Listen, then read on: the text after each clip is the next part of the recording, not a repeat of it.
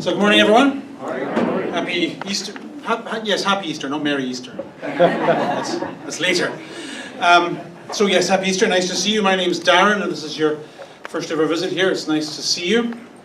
On this occasion, I would like to read to you from the closing chapter of the Gospel according to St. John. And I'm drawn to this chapter because as final chapters go in a story, it's a bit unnecessary.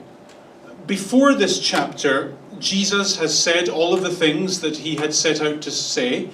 He has done all of the things that he had set out to do. He's died, he's been buried, he's risen from the dead, and we're done. The story is over. And yet, for some reason, John feels it's important to end his story with a conversation that Jesus has with Peter after Peter did something Peter shouldn't have done. And that, of course, immediately cues us into the relevancy of the story, because when it comes to things like wisdom and morality, making good choices, getting life right, we have a knack, do we not, of living with two left feet.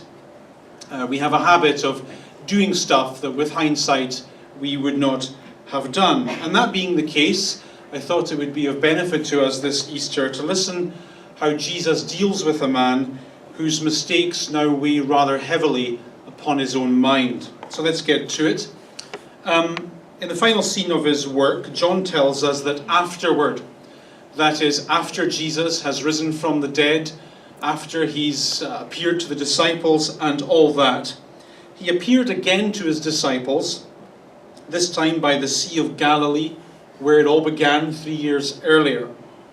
And then we're told that it happened like this. Simon Peter and a whole bunch of his friends were together. And of course, from Peter's perspective, they are together with mixed emotions. On the one hand, Peter has followed Jesus with enormous enthusiasm. For the last 3 years, he's been quite sincere about his faith. He has hung on Jesus' every word. He's been quite enthusiastic about the whole Jesus thing. And yet, on the other hand, he has recently done things of which he is now feeling rightly ashamed. You'll perhaps remember that on the night before Jesus died, Peter kind of turned his back on his faith, turned his back on Jesus, denied he even knew him. And that's kind of how life is for a person of faith. You can be very serious about Christianity and about trying to be a better person, or however you would phrase that. But given the right circumstances and given the right pressures, you can behave in such a way that denies the faith about which you have hitherto been so serious. And when this happens, you become someone you really don't want to be, someone you neither recognize nor particularly like. And one of the things, therefore, that impresses me about this story is that it's in the gospel at all, right? Here in this story, you have the key leader of the early Christian movement, a story told in the last and therefore most intelligent and most thought out gospel that was written. And I find it rather telling that the leaders of the early church did not expunge this detail from the story. It's an ugly story, it's a dirty story, and it's remarkable, and it says something that the story was chosen to be included. This says something about how Christianity works. When I reread this story this week, I could not help but think about an older friend of mine back home in Scotland. We'd gone to university together. Then after that, he became a pastor, and he became a good pastor. A good preacher, a good counsellor, helped a lot of people in a lot of ways. He was the real deal. The church that he looked after was the better for him being there. That was true. However, it was also true of him that he had a difficult marriage. His wife left him. He subsequently had a rather tragic affair with a woman who was married. And he died in his 40s prematurely in the most ignominious of circumstances. And his funeral, to my mind, was a bit of a sham, if I can say that. Insofar it was a bit sanctimonious. It was an expunging of the huge elephant that was in the room. I don't see what's wrong with just telling the truth. I don't see what's wrong in saying that an individual is flawed. And if you think there is something wrong with that, I'd be very happy for you to point out an unflawed individual to me so that I could meet him. And so I would have preferred, and I know that my dead friend would have preferred, if it were said of him at his funeral that he were a man like all men. Some of the cards he got dealt in life were hard cards to play, and he played them the best he could, often with some style. Some of the desires that he had were very hard desires to resist, and yet he resisted them more often than he did not. Some of the mistakes that he made in life were impossible to ignore. But yet there's this strange thing that for the pleasure of God and for the benefit of his church, this person was somehow chosen to make the whole thing work. And I think there's something about God that likes to work this way.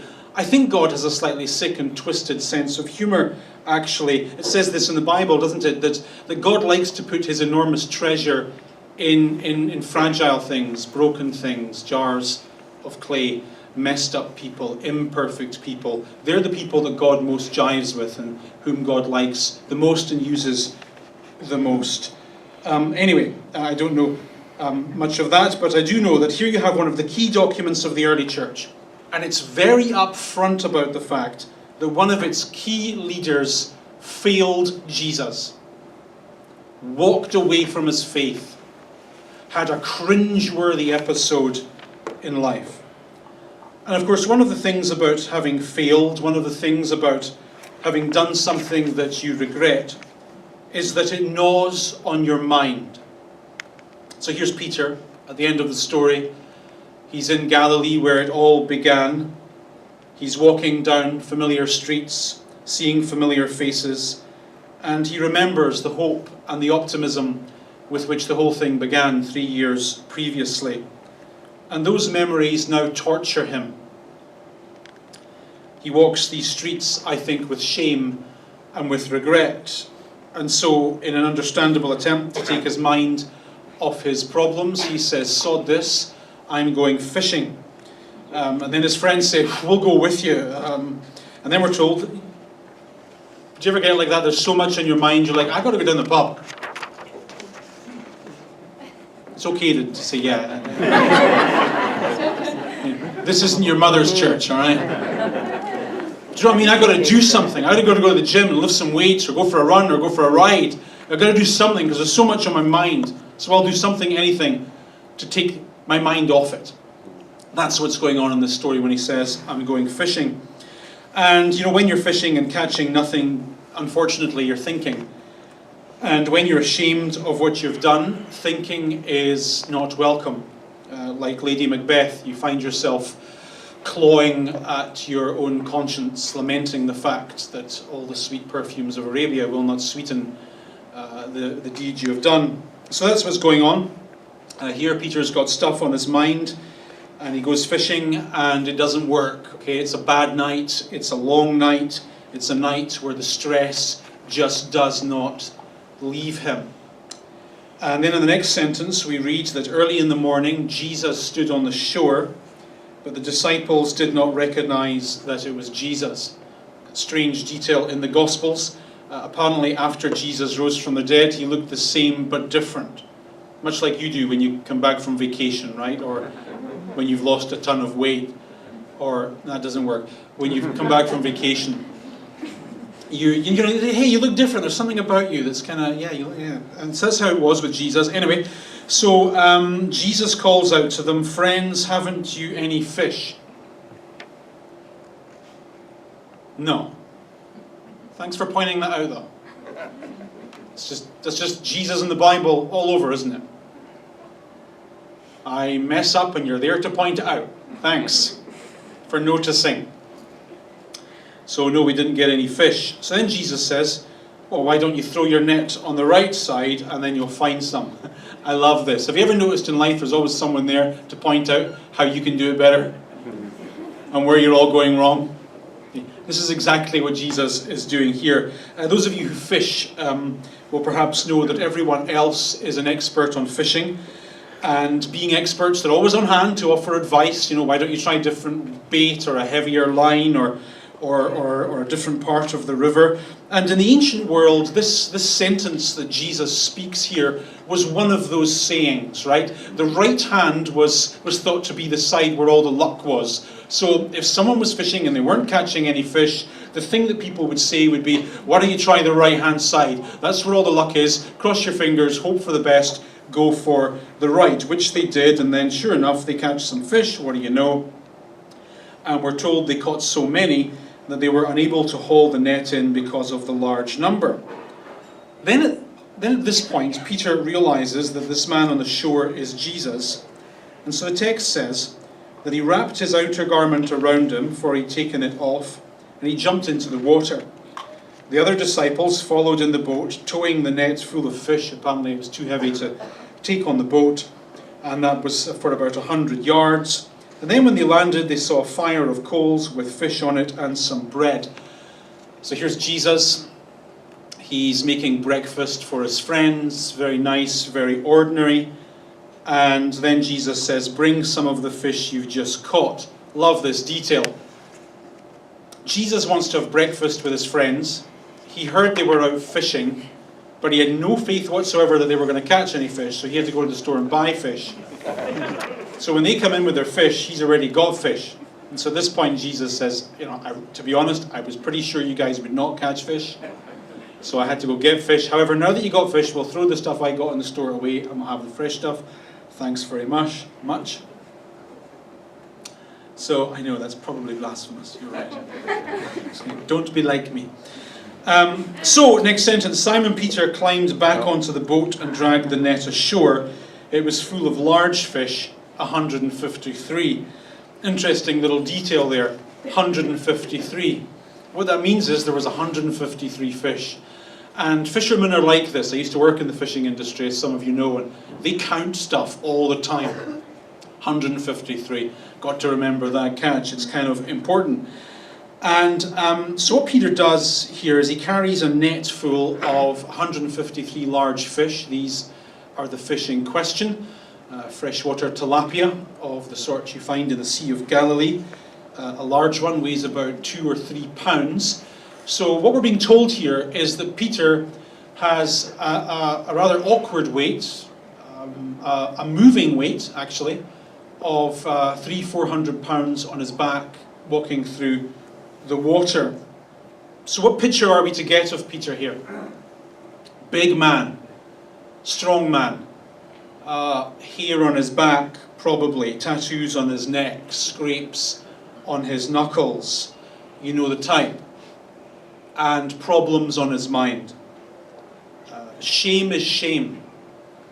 Embarrassment is embarrassment. Regret is regret. And you can work all night, you can swim for 100 yards, you can lift weights, you can do whatever it is you feel you need to do to get that stuff out of your head. But you'll find it's always there somewhere. It's still there, it's still there.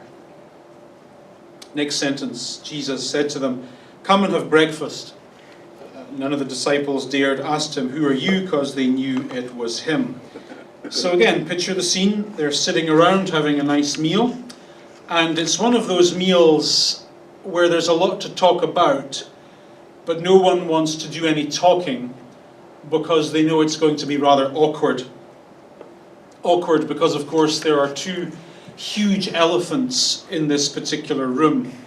Elephant number 1, they know that Jesus has risen from the dead, but they don't know what that means for them going forward.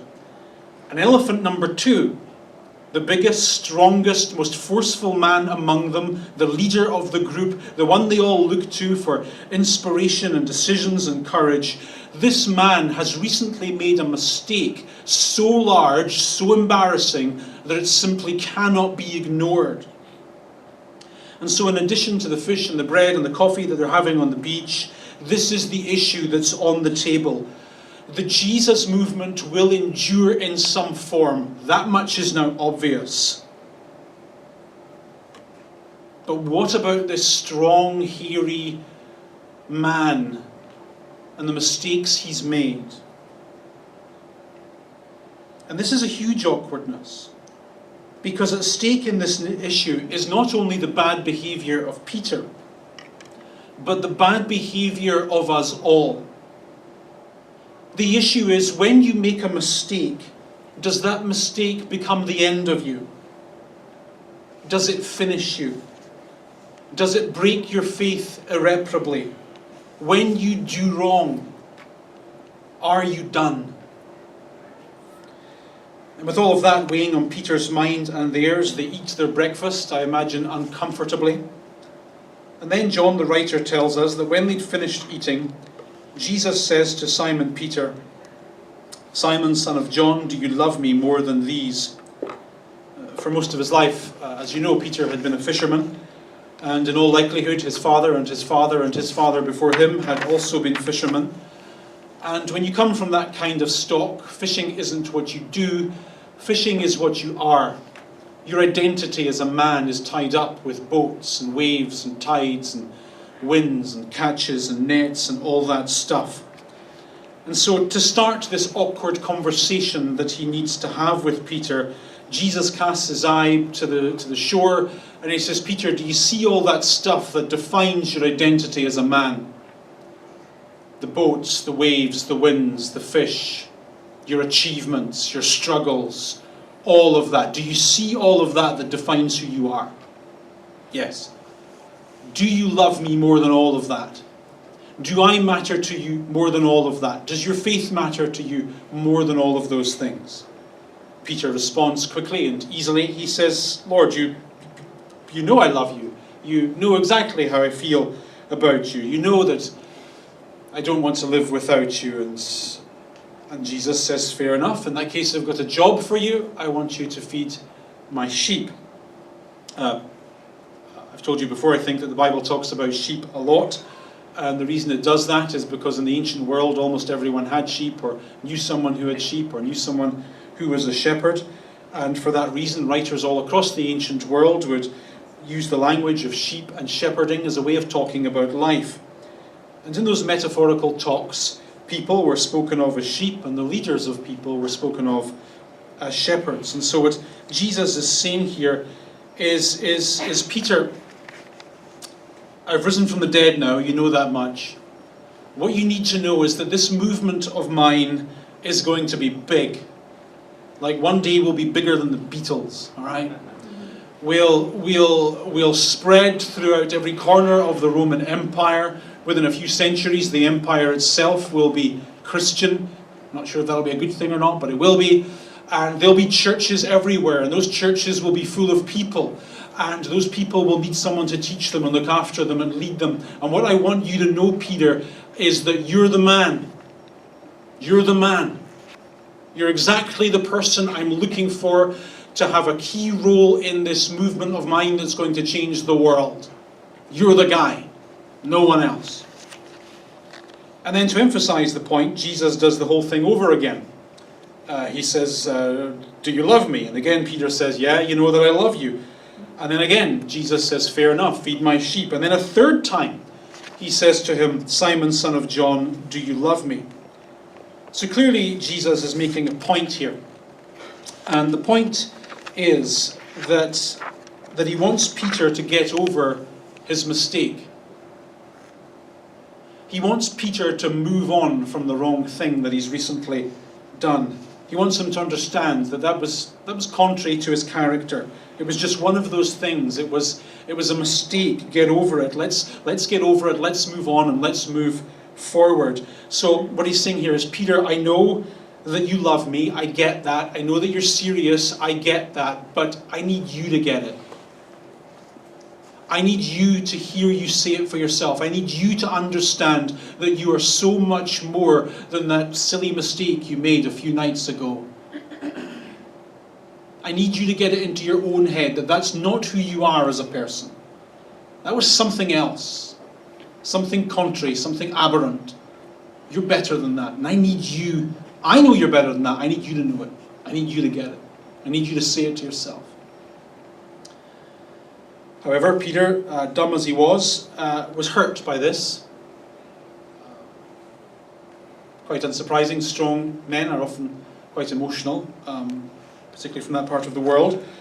And so the text says Peter was hurt because Jesus asked him a third time, "Do you love me?" So then he says, "Lord, you know everything. You know that I love you." It's a fair point and an accurate one. Jesus, I presume, is never in need of education. Jesus, I presume, knows everything there is to know about this man. He's very good at reading people. And so, yeah, right enough. Jesus does know that Peter loves him, but Peter needs to know it. Peter needs to hear it from his own lips. And like all men who've messed things up, he needs to move on from what he himself has done. He needs to know that the truth of his failures and his peccadillos and his past are not the whole truth. Yes, he's done wrong things, but he's still a good person. And so again, Jesus says, feed my sheep. Move on, will you? Get over your own mistake for your own sake, for the sake of everyone else. I want to show you something kind of cool. This is a church in Israel, and it's called the Church of St. Peter Gallikaktu, which means the Church of St. Peter and the Cock Crow. In the 6th century, when the church were doing this kind of thing, they built this church on the actual site of Peter's worst ever decision, which is kind of, it seems slightly embarrassing, but it's kind of cool, don't you think? It says something interesting about where the church was at in those days. I mean, this is like the church of the motel where you cheated on your partner. The church of the boardroom where you made a really immoral business decision. The church of the bar where you ruined your life. Rather than hiding these things away, the church does this kind of thing openly and honestly because they believed that failure was never final in life. They were convinced that how we as people act towards God does not influence how God acts towards us. And that being the case, the silly things that we do not define who we are as persons. And so that's what this conversation is about at the end of the story. Peter, you need to understand for yourself that you are better than who you have allowed yourself to become. And you have a future far bigger and far better than you could ever possibly imagine. Peter, you're not a guy who's made a mistake. You're a guy who will lead, who will teach, who will influence, who will make a difference. Your mistake will not be the end of you. Following me will be the end of you. Oh, now that just spoils the whole thing, doesn't it, right there? This is how the gospel seems to end. Jesus seems to be saying to Peter, your mistake won't finish you. Christianity will do that for you. Your mistake won't mess up your life. Following me will mess up your life. A horrible and interesting twist to the end of the story. Next sentence. Jesus says, very truly I tell you. Now when those words appear in the gospel, what they mean is you need to prick up your ears and pay attention, because what I'm about to say is massive information, okay? He says, when you were younger, you dressed yourself and went where you wanted. But when you are old, you will stretch out your hands and someone else will dress you and lead you where you do not want to go. It's kind of frustrating, isn't it? Jesus says, pay attention to what I'm about to say, and then he speaks in like a crossword clue. Typical Jesus, right? Very cryptic. John, however, writes these words at the end of the 1st century. His was the last gospel to be written. We know this for sure. And so he writes this looking back with the benefit of hindsight. And so John is able to tell us that Jesus said this to indicate the kind of death by which Peter would glorify God. According to legend, Peter died in Rome in the 70s of the 1st century during the reign of Nero. And if legend is to be believed, and it probably is, Peter was crucified upside down. Have a look at this. So this is the cross of St. Peter. Those of you who listen to heavy metal music, as I do at the gym, that's funny, why?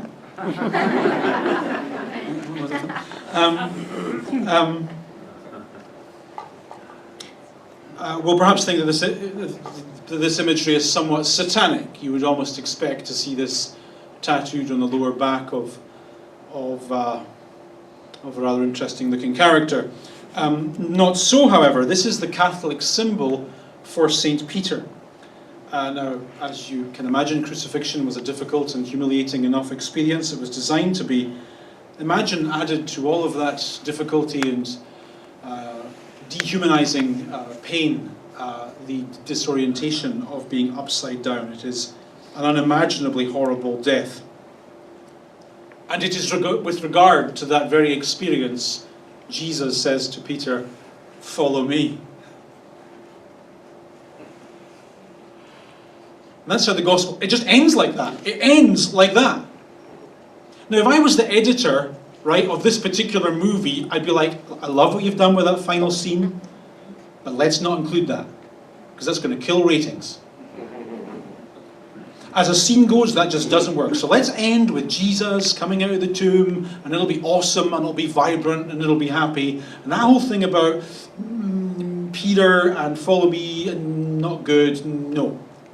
I'd have ended it differently. Interesting that the early Christians did not. Follow me, he says. That is, to a life of service. Follow me to an end that is ignominious. So great conversation. Peter, you're a good man. You really are. I know you've made mistakes, but that's not who you are. You're a good person. Believe that and follow me. Okay, Jesus, I'll follow you. Where are we going? We're going to Rome. What are we going to do there? Well, you're going to die upside down. The end. The end. Awesome. Okay, and that is the end. And it ends like that on purpose. The gospel in Christianity is not meant to provide neat answers to complicated problems. When you walk away from a piece of Christian teaching or information confused, you've understood it. We're talking about life and faith. And it's messy, and it's glorious, and it's dirty, and it's pure, and all of it together kind of works and is brilliant. It's meant to be confusing sometimes. This is the gospel. Thank you for coming. God bless you. If you don't have a church to go to, if no other churches will have you, we'll have you. Our standards are low, so you'll fit in just fine.